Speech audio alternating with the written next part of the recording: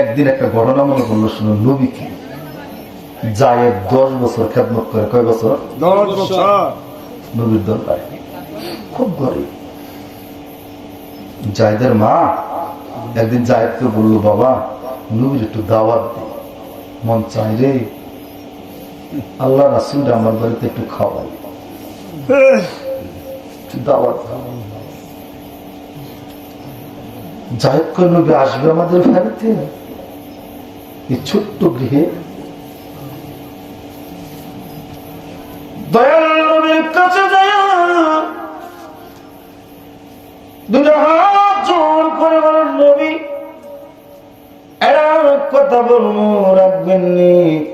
দয়াল নবী, নবী কয়, যায় যে অনুমতির প্রয়োজন নাই, 10টা বছর ধরে আমার বাড়িতে থাকো, কি বলবি তাড়াতাড়ি বল। বলবা বলো। চোখের পানি গাল বেয়ে পড়ে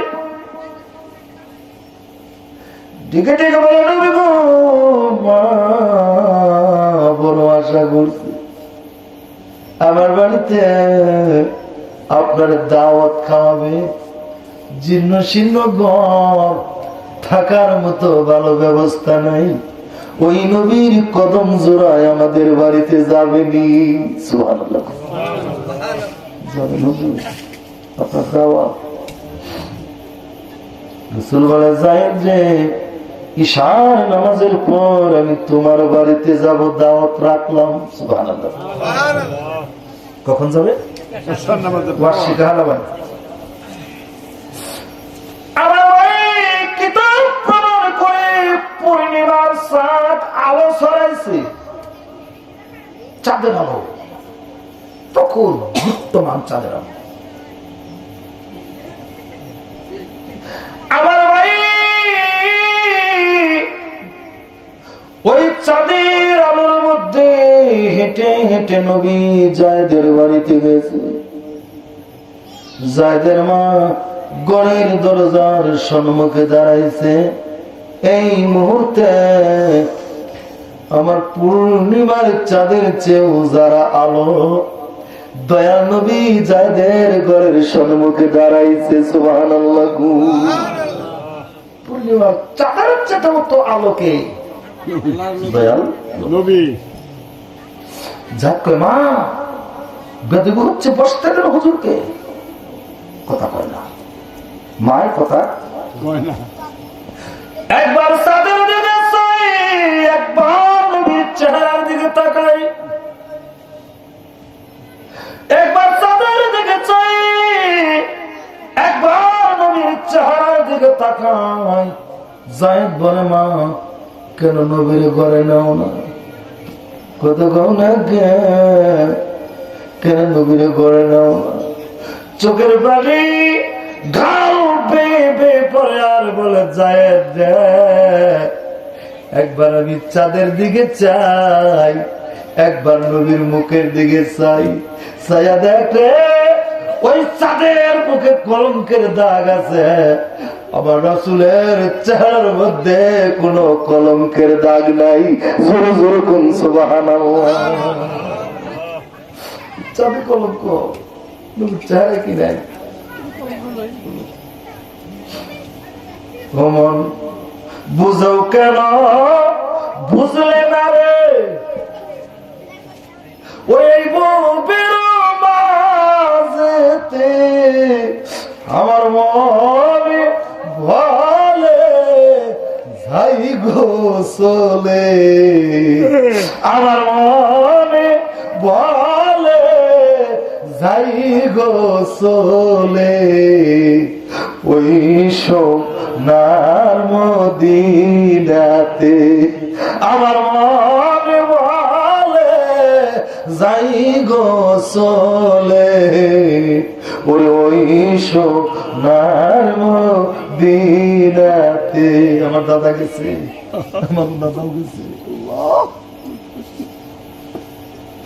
যাদের কাছে নবীর রওজা, ওরে সবুজ গম্বুজেতে,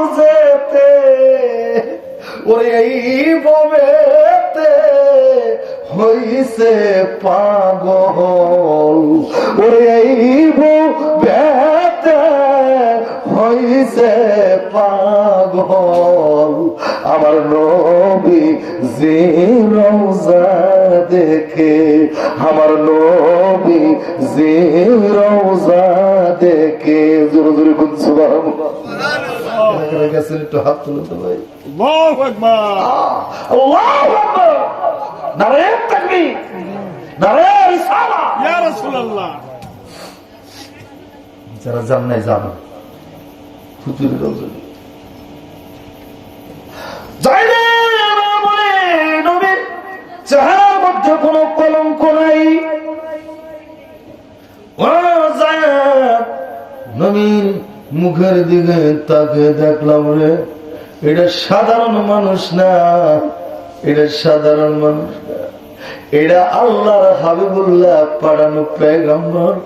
আল্লাহ যারে দুস্থ করে ডাক দিছে, মনে হয় রে এটা সাধারণ মানুষ না, এটা মুহাম্মদ রাসূলুল্লাহ, এটা আল্লাহর পিয়ারা হাবিব। জোরে জোরে কোন সুবহানাল্লাহ। নবী সাধারণ না, সাধারণ। আল্লাহ আরশে আজিমের তলে নবীকে রেখে বলবে, তোমার উম্মতদেরকে জান্নাতে নিয়ে যাও। সুবহানাল্লাহ। আর কোন উম্মত যাবে? যারা আহলে সুন্নাত ওয়াল জামাত, ঠিক কি না? কথা বলেন না কেন? আহলে সুন্নাত ওয়াল জামাত এর আকীদা তারা পোষণ করে। এই জন্য আল্লাহ কোরআন কারিমের মধ্যে বলে, ওয়ামা আরসালনাকা ইল্লা রাহমাতাল লিল আলামিন।